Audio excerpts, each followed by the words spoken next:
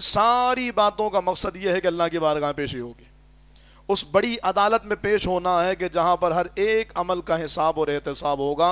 अगर इस एक आयत पर, जिसका उसलूब पहले भी कुरान करीम ने बयान किया, अल्लाह फरमाता इला रब्बिका यौमइज़िनिल मुस्तक़र, इसको हमने रमज़ान शरीफ में बयान किया था इसी सूरह क़यामा की आयत करीमा के ज़िमन में, कि जब बंदा ये कहता है कि ऐनल मफ़र, कहाँ है भागने की जगह, तो अल्लाह रब्बुल आलमीन फरमाता कल्ला ला वज़र, कोई राह फरार नहीं है, इला रब्बिका यौमइज़िनिल मुस्तक़र, सिवाय उसके कि तुझे तेरे रब की बारगाह में ही ठिकाना मिलेगा।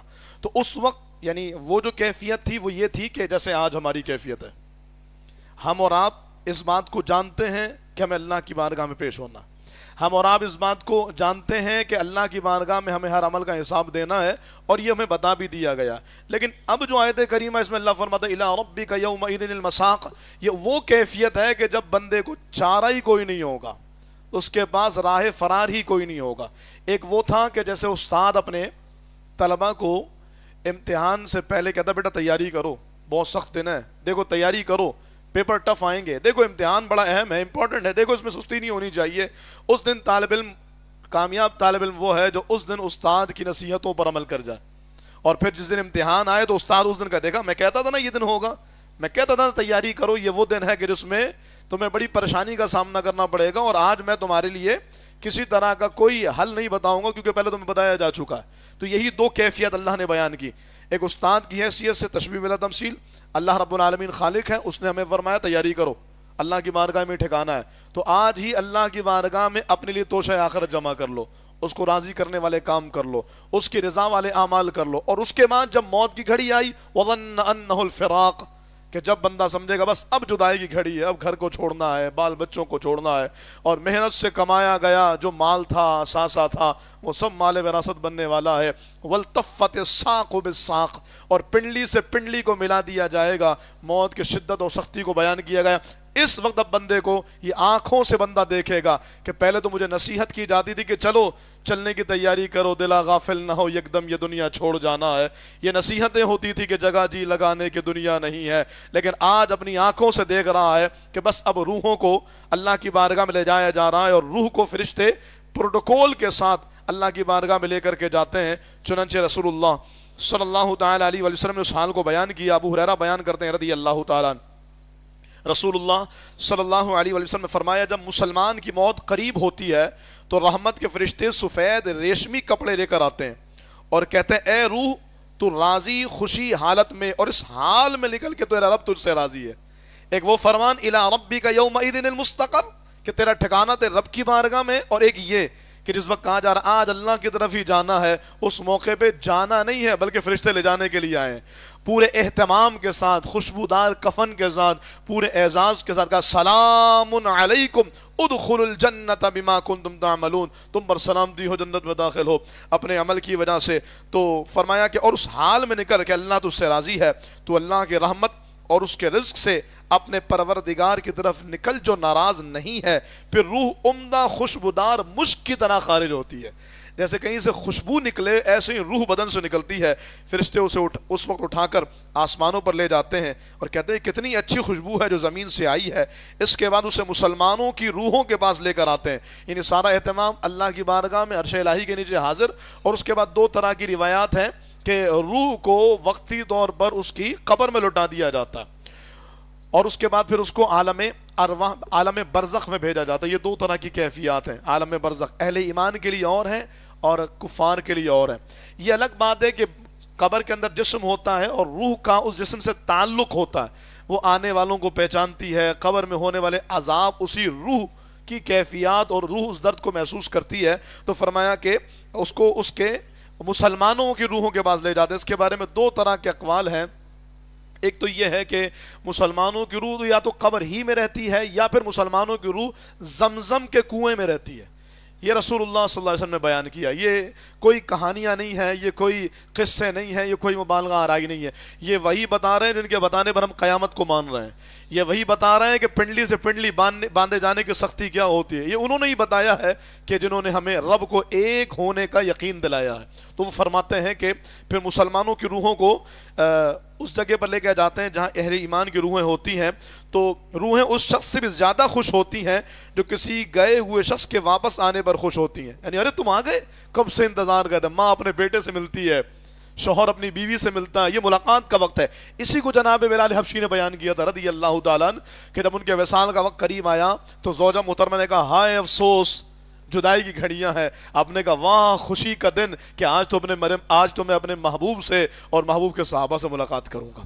تو ایمان والے کو یقین ہوتا ہے کہ جیسے عمل ہیں ویسی جزا ملے گی. تو اگر اعمال ایمان والے ہیں, عمل ایمان والوں کے ہیں, مسلمان ہے, دنیا میں اللہ کو راضی کرنے والے اعمال کیے, تو قیامت میں تو ہوگی ملاقات, مرنے کے بعد بھی ملاقات ہوتی ہے اور روحیں ایک دوسرے سے ملاقات کرتی ہیں. حتیٰ کہ فرمایا گیا کہ وہ روحیں دریافت کرتی ہیں پیچھے رہ جانے والے شخص کے بارے میں کہ وہ کیسا ہے. جیسے کسی باپ کا بیٹا پہنچا تو باپ اپنے بیٹے سے پوچھتا تیری ماں کیسی ہے, بڑی یاد آتی ہے اس کی. وہ تیرا چھوٹا بھائی کیسا ہے, تیری بہن کیسی ہے. تو وہ اپنے پیچھے رہ جانے والوں کے بارے میں پوچھتے ہیں. روحیں کہتی ہیں ابھی ٹھہرو, اسے چھوڑ دو, یہ دنیا کے غم میں ہے. پھر یہ روح جو مر کر پہنچی ہوتی ہے یہ پوچھتی ہے کیا وہ تمہارے پاس نہیں آیا. تو کہتا نہیں وہ تو ہمارے پاس نہیں آیا. اب انہیں یقین ہوتا ہے ہاں اس کا مطلب یہ ہے کہ وہ کافروں کی روحوں کے ساتھ ہے. وہ جبل برہوت پہ یا ہر اس جگہ پر کہ جہاں کافروں کی روحوں کو جمع کیا جاتا ہے وہ ان کے ساتھ ہے. اور جب کافر کی موت آتی ہے تو عذاب کے فرشتے بوریے کا ٹکڑا ڈالے آ کر کہتے ہیں اے روح تو اللہ کے عذاب کی طرف نکل, کیونکہ تو اللہ سے ناراض ہے اور اللہ تجھ سے ناراض ہے. اس کے بعد وہ جلے ہوئے بدبودار مردار کی طرح نکلتی ہے. حتیٰ کہ فرشتے پوچھتے ہیں یہ کیا بدبو ہے, یہاں تک کہ اسے کافروں کی روحوں میں لے جاتے ہیں. اللہ پاک ہم سب کے ساتھ عافیت فرمائے اور ہمارا خاتمہ بالخیر فرمائے اور اہل ایمان میں اللہ تعالی ہمارا حشر فرمائے. یہ آیت کریمہ الی ربک یومئذ المساق, اس دن تیرے رب کی طرف تجھے ہانکا جائے گا. اچھا یہ ہانکا جانے کا لفظ قرآن کریم نے بطور زجر کے بیان کیا ہے کہ جاؤ چاہے نہ جاؤ, بامر مجبوری یا بخوشی و رضا, اپنی خوشی سے جاؤ یا مجبوراً جاؤ, ہانکا تو جائے گا, لے جایا تو جائے گا اور پیشی تو ہوگی, عدالت تو لگے گی اور اللہ کی بارگاہ میں حساب تو دینا پڑے گا. اسی کو قرآن کریم نے ایک اور مقام پہ بیان کیا وَسِيقَ الَّذِينَ كَفَرُوا إِلَى جَهَنَّمَ زُمَرًا, کہ اللہ تعالیٰ وہاں پر یعنی میدان محشر میں جہنمیوں کو ہانکے گا, جہنمیوں کی طرف ہانکا جائے گا. یہ ہانکنا ان کی تضحیق یا توہین کے لیے کہہ لیجئے, زجر کے لیے کہہ لیجئے کہ تمہیں ہکایا جائے گا اس طرف. ہاں لیکن اللہ رب العالمین اپنے نیک لوگوں کے لیے فرماتا ہے وَنَحْشُرُ الْمُتَّقِينَ إِلَى الرَّحْمَنِ وَفْدًا, انہیں ہانکا نہیں جائے گا.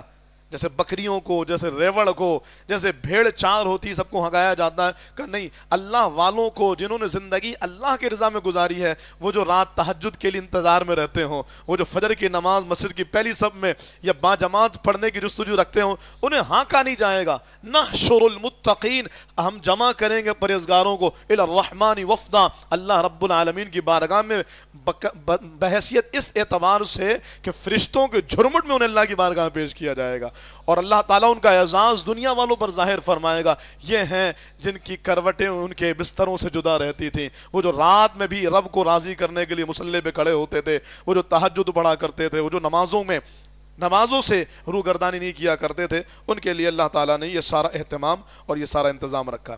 آج دوران مطالعہ میرے ایک ذہن میں بات آئی, میں نے کہا کہ یہ بات بڑی اہم ہے جس کو بیان کی جانی چاہیے کہ پیچھے یہ جتنا سارا ذکر ہے نا, چاہے وہ جہنم کی طرف ہانکا جانا ہے یا قیامت کے میدان میں جایا جانا ہے یا پھر موت کے وقت کی کیفیات ہے, یہ سب ہوتا تو اللہ کے حکم سے ہے لیکن کرنے والے فرشتے ہوتے ہیں. حتیٰ کہ میں آپ سے پوچھوں موت کون دیتا ہے تو آپ کہیں گے اللہ دیتا ہے, اور یقیناً اللہ ہی دیتا ہے. لیکن قرآن کہتا ہے قُلْ يَتَوَفَّاكُمْ مَلَكُ الْمَوْتِ الَّذِي وُكِّلَ بِكُمْ, تمہیں ملک الموت دیتے ہیں. تو ظاہر ہے یہاں پر ہم یہی کہتے ہیں کہ یہ ذریعہ بنتے ہیں اور اللہ ان کے ذریعے روحوں کو قبض فرماتا ہے. تو اللہ کے فرشتے جو ہیں یہ ایک بڑی خاص حیثیت اور اہمیت رکھتے ہیں. فرشتوں کے وجود کا انکار کفر ہے, فرشتے کچھ نہیں ہوتے معاذ اللہ. اگر کوئی ایسا کہے تو یہ کفر ہے.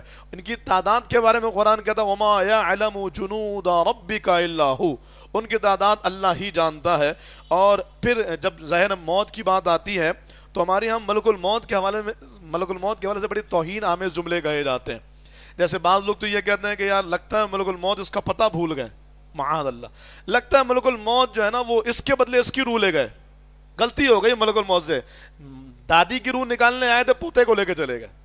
तो ये यकीनन फजूल बातें हैं, और ये बतौर तौहीन के जुमला यकीनन है, और ये जुमला कुफ्र है। कहने वाले पर तौबा, तजदीद ईमान और तजदीद निकाह लाजिम है।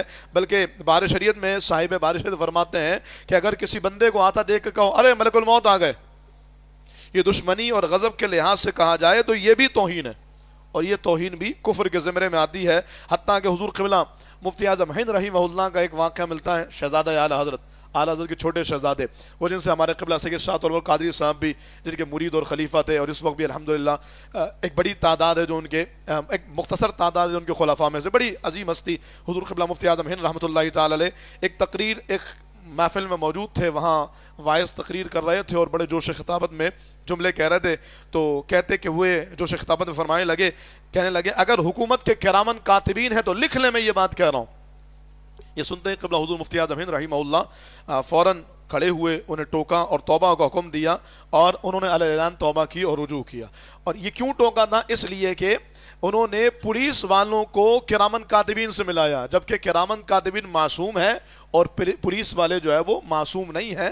और यकीनन यहाँ पर तौहीन के लिए था कि वो जासूस हैं तो लिख लें, जासूसी जो कर रहे हैं। तो ये जुमला भी तौहीन के ज़मरे में आता है। इसीलिए मेरे दोस्तों बुजुर्गों, अर्ज़ ये है कि इस मामले में ख़ास एहतियात, जब ईमान की फ़िक्र हो ना, तो कोई जुमला अदा करते हुए बेबाकी ना इख्तियार की जाए।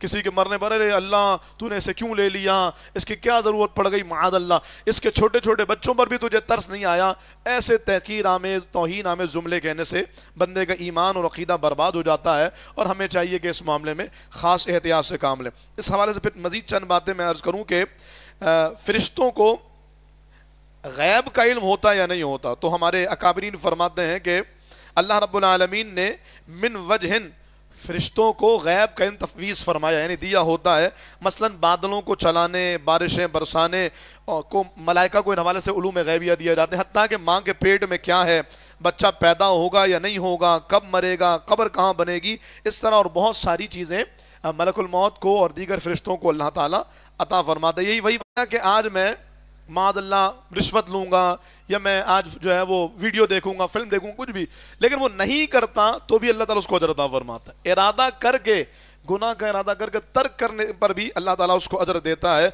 और फरमाया कि क्योंकि इसने मेरी वजह से गुनाह को तर्क किया है, तो इस गुनाह को तर्क करने पर भी अजर है। तो बहरहाल ये बात याद रखिएगा कि फरिश्तों की तौहीन को। अच्छा, एक और मसला है इस हवाले से, और वो ये है कि बसा औक़ात लोग ये कहते हैं कि यार ये बात तो मेरे फरिश्तों को भी नहीं मालूम। तो बाज़ों ने कहा कि ये जुमला कुफरिया है, लेकिन उलमा ने उसकी तौजीह फरमाई है। अच्छा, यहाँ पर ये याद रखिएगा, ये तौजीह उलमा ही कर सकते हैं, उन्हें मालूम है कि कौन सी बात कुफ्र है कौन सी नहीं है। हम अपनी नहीं, मेरा मकसद ये नहीं था कुफरियात सुनने के बाद, कुफरिया गाना सुनने के बाद कहा नहीं, मेरा मकसद कुफ्र नहीं था, मैं तो सिर्फ गाने की मौसीकी सुन रहा था।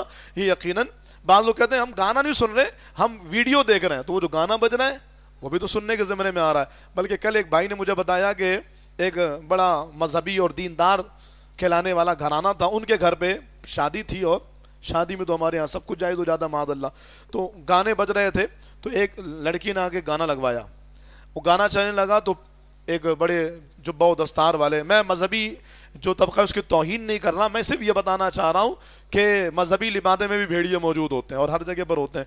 तो उन्होंने आगे कहा बेटा ये गाना नहीं लगा, उसको चेंज कर दो, इसमें कुफरियात है, दूसरा अच्छा सा गाना लगाओ, इन्ना लिल्लाहि व इन्ना इलैहि राजिऊन, अच्छा सा गाना, यानी उनको ये पता है इसमें कुफरियात है, बाकी जो गाना है उसमें अगर कुफरियात ना हो तो सुनना जायज़ है। ये हमारा अलमिया है, ये हमारी कौम का जो है वो बहुत बड़ा पस्ती वाला पहलू है। बहरहाल अगर ये कहते हैं कि मैं ये कह रहा था कि मेरे तो फरिश्तों को भी ये खबर नहीं, कैसी बातें कर रहे हो, तो उलमा फरमाते हैं ये कुफ्र नहीं है। उसकी वजह यह है कि उसके कहने का मकसद ये होता है कि यार ये काम तो मैंने किया ही नहीं है, अगर मैंने ये काम किया हो तो फरिश्तों को तो मालूम होता, किरामन कातिबीन तो जान लेते, उनको भी नहीं मालूम है कि मैंने ये काम किया, तो मतलब ये काम मैंने किया ही नहीं है। या फिर किसी ने कहा यार तुमको पता नहीं लगा फलां बंदे ने ये किया, यार ये तो मेरे फरिश्तों को भी नहीं मालूम, इन मानों में कि मैंने तो उस बारे में कभी सुना ही नहीं है, तो मेरे कांधे में बैठने वाले फरिश्तों ने कैसे सुना होगा। इसकी तौजीह का पहलू निकलता है, इसलिए इसको फरमाया कि ये कुफ्र नहीं बनेगा। लेकिन फिर अर्ज करूंगा क्या कुफ्र है और क्या नहीं है, इस मामले में हमें ये علماء کے اوپر چھوڑنا چاہیے اور ان سے رہنمائی لینی چاہیے. باضابطہ اتنی ضخیم کتابیں ہیں اصولیات پر کہ کفر کے حوالے سے کس طرح کا فتویٰ اور کس طرح کا قاعدہ استعمال ہوگا یہ علماء جانتے ہیں. ہمارا کام یہ ہے احتیاط کریں گے انشاءاللہ، ہم احتیاط کریں گے. اور دوسری احتیاط یہ ہے کہ روزانہ تجدید ایمان کیجیے. رات کو سوتے ہوئے جیسے ہم نے اپنا معمول بنایا ہوا ہے کہ ہم روزانہ تجدید ایمان کر رہے ہیں، ایسے ہی ہمارا یعنی آپ کا کام اور ہم سب کا کام یہ ہونا چاہیے کہ رات میں سوتے ہوئے تجدید ایمان. بلکہ بزرگوں نے تو لکھا ہے کہ رات میں جب بندہ سونے جائے تو اس سے پہلے 2 رکعت صلاۃ التوبہ پڑھ لے، جس میں عرض کرے اللہ میں اپنے تمام گناہوں سے معافی مانگتا ہوں، اور اس کے بعد صلاۃ التوبہ پڑھ کر کے سوئے. بلکہ اگر کوئی صلاۃ التوبہ الگ سے نہیں پڑھ سکتا تو عشاء کی رکعتوں میں جو آخری 2 نفل ہیں، یعنی 15 رکعتیں پڑھنے کے بعد جو 2 نفل بنتے ہیں، ان 2 نفل کی جگہ پر یہ نیت کر لیں کہ صلاۃ التوبہ ہے. اچھا ایک نفل میں آپ بہت ساری نیتیں بھی کر سکتے ہیں. جیسے ہمیں بعض لوگ ہم سے پوچھتے ہیں نا کہ عمرہ میں نے اپنا تو کر لیا، والد صاحب کے نام کا کیسے کریں، دادا کے نام کا کیسا کریں؟ تو اس میں کوئی ایسا نہیں ہے کہ آپ عمرے کو الگ سے کوئی وظیفہ پڑھ یا دعا پڑھ کے کہیں گے دادا کے نام کا ہے، بلکہ عمرہ دراصل ایک نیکی ہے، اور اس نیکی کا ثواب کسی کو بھی دیا جا سکتا ہے. پہلا عمرہ کر کے بھی کہیں میرے اجداد میں جتنے اہل ایمان ہیں سب کو احسان کر رہا ہوں، یہ بھی درست ہے.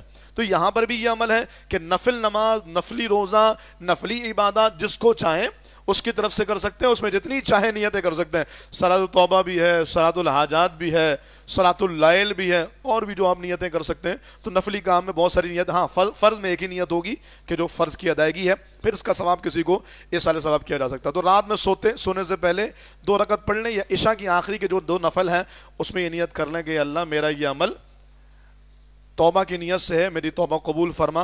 اور صلاۃ توبہ پڑھنے کے بعد اللہ سے یہی 2 جملے جو مختصر سے ہیں کہ یا اللہ اگر مجھ سے کوئی کفر ہو گیا ہو تو میں توبہ کرتا ہوں، اور پھر کلمہ پڑھ لیجئے. انشاءاللہ رحمان یہ فکر اس بات کا ثبوت ہوگی کہ اللہ ہم سب کا ایمان سلامت رکھے گا انشاءاللہ.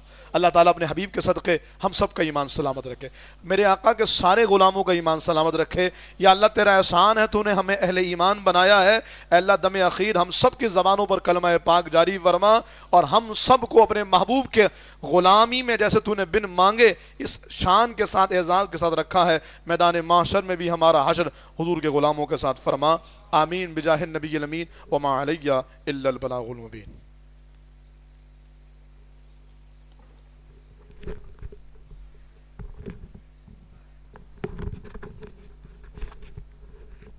بالله من الشيطان الرجيم. بسم الله الرحمن الرحيم. يا الله يا علي يا عظيم يا حليم يا عليم، أنت ربي وعلمك حسبي، فنعم الرب ربي ونعم الحسب حسبي. تنصر من تشاء وأنت العزيز الرحيم. نسألك العصمة في الحركات والسكنات والكلمات والإرادات والخطرات من الظنون والشكوك والأوهام الساترة للقلوب عن مطالعة الغيوب. فقد ابتلي المؤمنون وزلزلوا زلزالا شديدا، وإذ يقول المنافقون والذين في قلوبهم مرض ما وعدنا الله ورسوله إلا غرورا.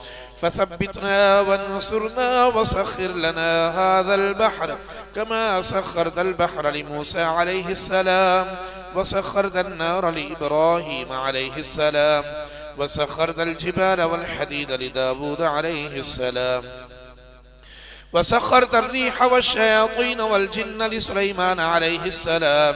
وسخر لنا كل بحر هو لك في الأرض والسماء والملك والملكوت، وبحر الدنيا وبحر الآخرة. وسخر لنا كل شيء يا من بيده ملكوت كل شيء. كافها يا عين صاد، كافها يا عين صاد، كافها يا عين صاد. انصرنا فإنك خير الناصرين، وافتح لنا فإنك خير الفاتحين، واغفر لنا فإنك خير الغافرين، وارحمنا فإنك خير الراحمين، وارزقنا فإنك خير الرازقين، واحفظنا فإنك خير الحافظين، واهدنا ونجنا من القوم الظالمين. وهب لنا من لدنك ريحا طيبة كما هي في علمك وانشرها علينا من خزائن رحمتك واحملنا بها حمل الكرامة مع السلامة والعافية في الدين والدنيا والآخرة إنك على كل شيء قدير. اللهم يسر لنا أمورنا مع الراحة لقلوبنا وأبداننا والسلامة والعافية في ديننا ودنيانا، وكن صاحبنا في سفرنا وخليفة في أهلنا، واطمس على وجوه أعدائنا وامسخهم على مكانتهم فلا يستطيعون المضي ولا المجيء إلينا. ولو نشاء لطمسنا على أعينهم فاستبقوا الصراط فأنى يبصرون، ولو نشاء لمسخناهم على مكانتهم فما استطاعوا مضيا ولا يرجعون. ياسين والقرآن الحكيم إنك لمن المرسلين على صراط مستقيم. تنزيل العزيز الرحيم لتنذر قوما ما أنذر آباؤهم فهم غافلون. لقد حق القول على أكثرهم فهم لا يؤمنون. إنا جعلنا في أعناقهم أغلالا فهي إلى الأذقان فهم مقمحون. وجعلنا من بين أيديهم سدا ومن خلفهم سدا فأغشيناهم فهم لا يبصرون. شاهت الوجوه شاهت الوجوه شاهت الوجوه وعنت الوجوه للحي القيوم. وقد خاب من حمل ظلما. طاسين طاسيم ميم حاميم عين سين قاف. مرج البحرين يلتقيان بينهما برزخ لا يبغيان. حاميم حاميم حاميم حاميم حاميم حاميم حاميم. حم الأمر وجاء النصر فعلينا لا ينصرون. حاميم تنزيل الكتاب من الله العزيز العليم غافر الذنب وقابل التوب شديد العقاب ذي الطول لا إله إلا هو إليه المصير. بسم الله بابنا تبارك حيطاننا. ياسين سقفنا. كافها يا عين صاد كفايتنا. حاميم عين سين قاف حمايتنا. فسيكفيكهم الله وهو السميع العليم. ستر العرش مسبور علينا وعين الله ناظرة إلينا بحول الله لا يقدر علينا. والله من ورائهم محيط بل هو قرآن مجيد في لوح محفوظ. فالله خير حافظا وهو أرحم الراحمين. إن وليي الله الذي نزل الكتاب وهو يتولى الصالحين. حسبي الله لا إله إلا هو عليه توكلت وهو رب العرش العظيم. بسم الله الذي لا يضر مع اسمه شيء في الأرض ولا في السماء وهو السميع العليم. ولا حول ولا قوة إلا بالله العلي العظيم. وصلى الله تعالى على خير خلقه سيدنا وحبيبنا ومولانا محمد وعلى آله وأصحابه أجمعين برحمتك يا أرحم الراحمين. مصطفى جاني رحمت بلاكو سلام. شمع بزمی ہدایت بلاکو سلام. جس سوہانی گھڑی چمکا طیبہ کا چاند اس دل افروز ساعت بلاکو سلام. غوث اعظم امام التقى والنقى جلوہ شان قدرت بلاکو سلام. مجھ سے خدمت کے قدسی کہیں رضا مصطفیٰ جانی رحمت پیلا کو سلام شمع بز میں ہدایت پیلا کو سلام وصلى الله تعالى على خير خلقه سيدنا وحبيبنا ومولانا محمد وعلى آله وأصحابه أجمعين برحمتك يا أرحم الراحمين.